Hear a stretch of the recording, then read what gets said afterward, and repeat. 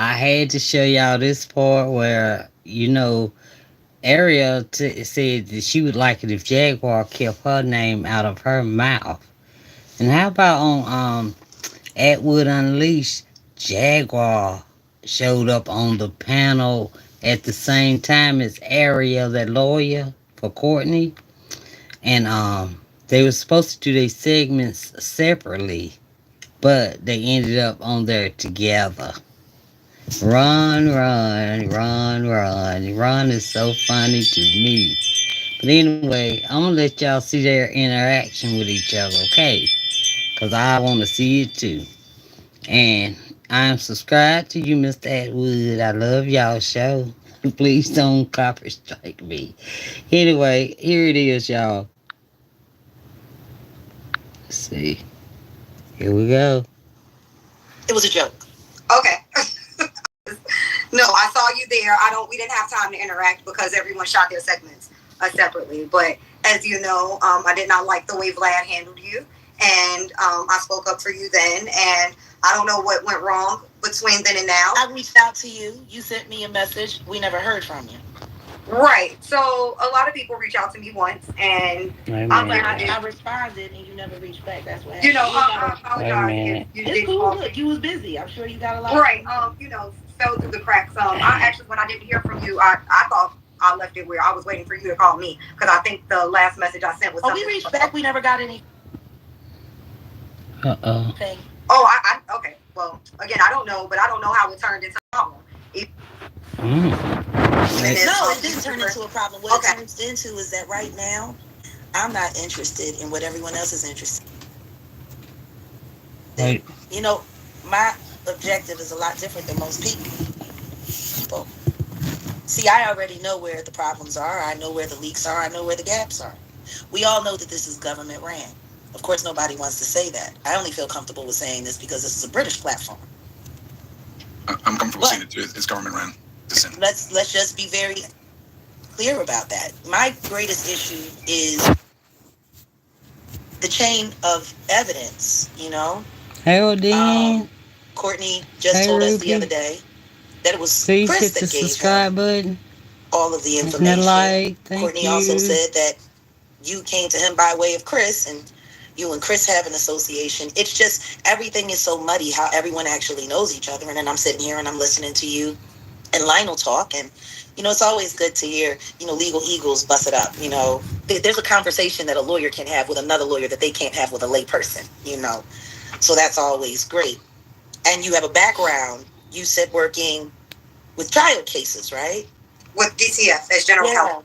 But I was representing the department, not so. There's two factions of DCF. Most people know the Child Protective Services, which is the department that goes and takes children and terminates parental rights. Sometimes I send them to people's houses. Right. So that's a separate department. I actually was a lawyer, general counsel for the department. So I represent the agency, if you will, and litigation matters that they had related to the agency actions. So it's a little different. But like, for example, one of my divisions was child care licensing. So all of the daycares that got a child care daycare license in Miami-Dade and Monroe had me sign off on it at one point in time. Which is interesting.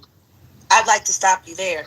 Sure. Because the truth is I don't know if you know I have strong ties to Dade and Broward. I did not know. And Duval. Okay, I know Duval County well. My daddy grew up in White Springs. Okay.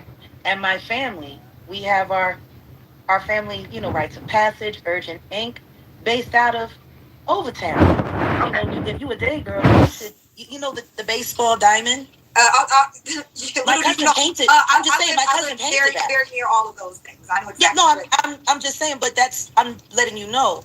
My ties are very, very, very strong. I love the Overtown community, the Gables community, these were foundational Black communities. My cousin Kadir painted all of those in the city of Miami. Absolutely. I'm very much so ingrained in Liberty City, Overtown, the Gables. Me and my family raised a lot of money. And when I first started being arrested for abducting my child, who I had legal custody of, which was nothing but a legal maneuver to keep me in the system so that I would be forced to be on bond and not be able to carry a gun like a law-abiding American citizen. All of that. I was extradited. Matter of fact, the last time I was arrested in Dade, it was when I was just coming back from Morocco. I had been performing at the Palace with Terry Lynn Carrington for a Mosaic project. They arrested me clean off the plane for child abduction. Mm. Yeah, even though I had legal custody of my son. Dade County does a lot of interesting things, especially with social services and especially with families. And the truth is, a lot of those agencies are attached to a lot of the children that come up missing. See, I'm very aware of everything that's Well, going I on wouldn't there. know anything about that. I do.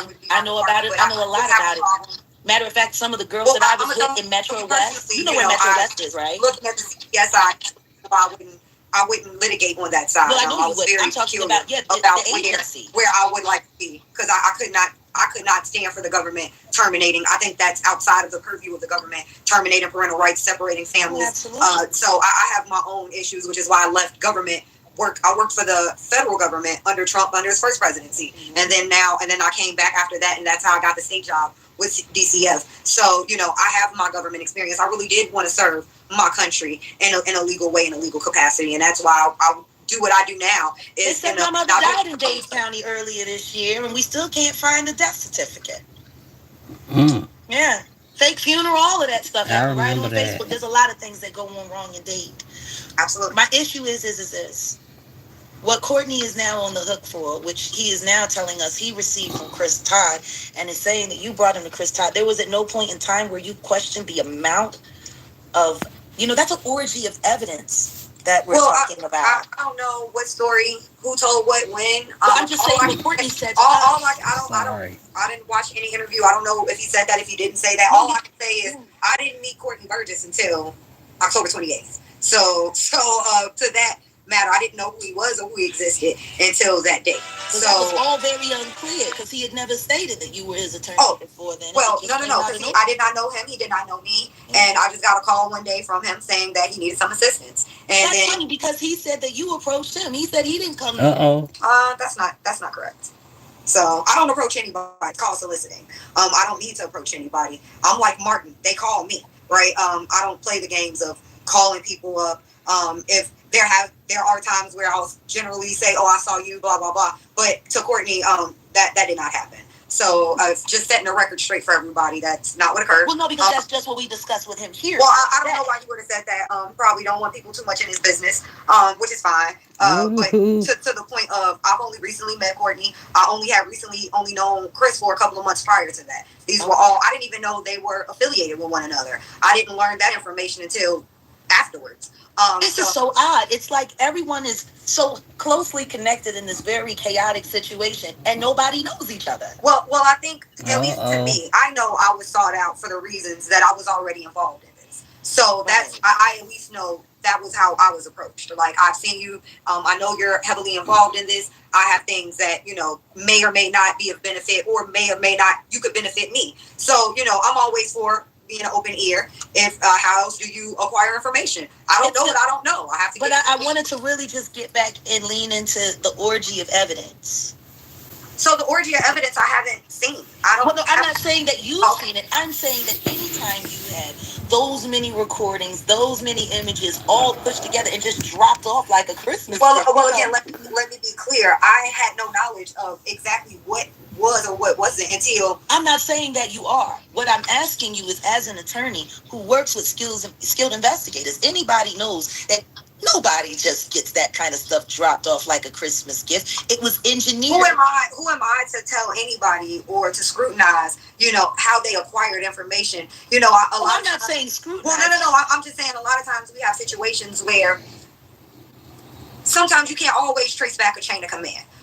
We have law enforcement agency who always can't trace back a chain of command. Sometimes, I would have to disagree with that, because I've seen cases where that has happened. Well, and usually in most of the cases where that happens, someone dropped the ball, someone agreed. Something got lost. I'm not saying that, but we're not even talking about in the legal space now. We're just strictly talking about regular people, how information can exchange hands. Yeah. And all I'm at with it is when somebody comes to me, because again, Courtney came to me as somebody who needed legal representation for an ongoing matter. He didn't need me to sue someone. So I think people kind of have to misunderstand. I think there's a misunderstanding of the approach of a lawyer in certain situations. What role you were. Right. So what role, if somebody like you, Jaguar, if you come to me. No, but I mean, Chris. No, but you got to listen to me like I listen to you. Jaguar, if you come to me for representation. Todd, though. Wait, okay, so if you come to me for representation, you're a plaintiff. I have to file your case. There's one set of investigation I have to do, a set of questions I have to ask, a set of circumstances I have to meet before I can say, yes, I can take your case and then go and file it. Now, there's a different situation where you come to me, Jaguar, and say, hey, I got this subpoena. Hey, I have this warrant. I need you to help me clear it up.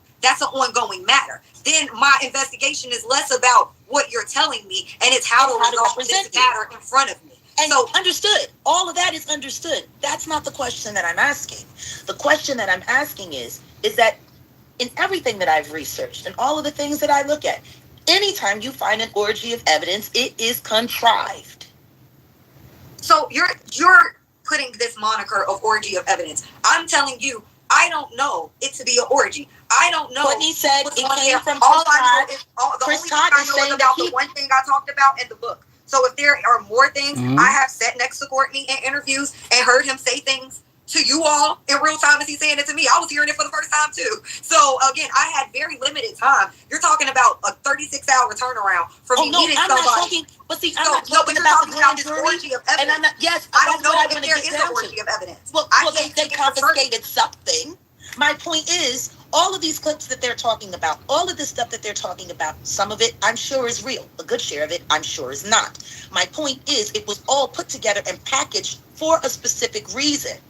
And that's what I don't understand, why nobody is trying to get to the origin of the root. I get what you're saying. You want to get to the actual root cause of how this existed. How it I know how it existed. Well, I mean, I know what in the package form it's in now. How did Courtney get it in this package form? Exactly. Sometimes I don't question God's will. Sometimes God puts things in certain paths and certain people, and there lacks explanation for it. But and every time I found himself that someone gave it to him, he feels like he's being set up. Well, I don't know if he's being set up. I know me, Ariel. I have been sounding the alarm about Diddy being a bad guy and bad things happening at his house since 2021. You guys just kind of caught up. Actually, no, I've been talking about it for longer than that. No, I know, but I mean in terms of a legal battle, I was trying to bang that drum, and no one was willing to hear me. That's because everyone was paid off, and everyone was hoping that Kamala Harris was going to get elected. See, this election changes a lot right now. Let me just jump in. Jaguar. I see him doing it. How are we doing, Jag? Welcome back. I just want to say, whenever Jag disappears out of nowhere, it's always a fun time. It's like firecrackers going off. Well, how are you doing, Jag? Welcome aboard. So, let me just recombobulate everything you guys have said, right? Because I think your main point is all this evidence. Why now? Where did it come from? On the Daily Show, I think yesterday or today, we listened, and again, I'm so sorry. Can't remember who said it. Can't remember where it was, but it's on the show. And there was a narrative that said that Kim directly gave everything to Chris, and it was Chris who handed it over to Courtney. Does anyone know the narrative I'm talking about, or anything like that? Sorry. I would like for Chris Todd to explain when he started his friendship with Kim Porter. I would like to, I've heard, I've personally heard several different versions, of how things progress. One version I heard from Chris, and then another one from Courtney. I'm not going to disclose what those versions are per se, but yes, I definitely heard stories from both of them of how this came into fruition. Yes, so I do know somehow. I would let them explain it to you and tell you what they told me. Jane said Courtney's watching and considering coming on. Okay. Just come on, Courtney. Just blink once, Ariel, if it was in fact Chris that handed it over, and of course, there we go, that's it. Right, okay. So, Jaguar, always fabulous to have you back as always, and just continue, because I know you're not done. I know you've got that face on where you're like, I'm just going to let Ron finish what he's saying, and then it's back on this. So I'm just going to let you carry on with what you were saying. We'll see. I want you to get involved. Ro, come on now. We need. Honestly, Jaguar, I'm at the point now where all I want to do is a live stream about your music. If I'm being honest with you, and stuff like that. I'm being serious with you. Like I want to get on a deeper level with you, and we always meet on the dark side of content. Well, and I want to hear all about. There's a lot of lightness coming because I'm at the studio and we're about to start recording. I got to get this EP finished, and a lot of things that I have to say to the public will be wrapped up in the words that we put on this project. But while I am speaking, out front, I have an issue with anyone who's playing with the legacy of Kim Porter. Yeah. I have a big issue. And the reason why I have a big issue is because even though her and I were not best friends, we didn't go vacationing together. When we were all starting out back in the 90s, I remember what we all had to do, what we all did to make it. Yeah. I remember. I didn't find out that her and Albert were really married until many years later. They kept all of that very quiet. when Quincy was born, everything that was going on at that time, there was a lot. There was a big turnover. There was that big internal struggle with Andre Harrell and Puffy trying to, you know. Okay, everybody. I have to stop it right there. I have to let it go. Cause y'all just please subscribe and like my channel. I have to go give my mom her shot right now. It's 9 o'clock. I'm so sorry, y'all. It's on the Atwood Unleashed show if y'all want to watch the whole entire thing. Thank y'all for joining. Um, y'all be safe out there because things are not what they seem. All right. Love y'all. Bye.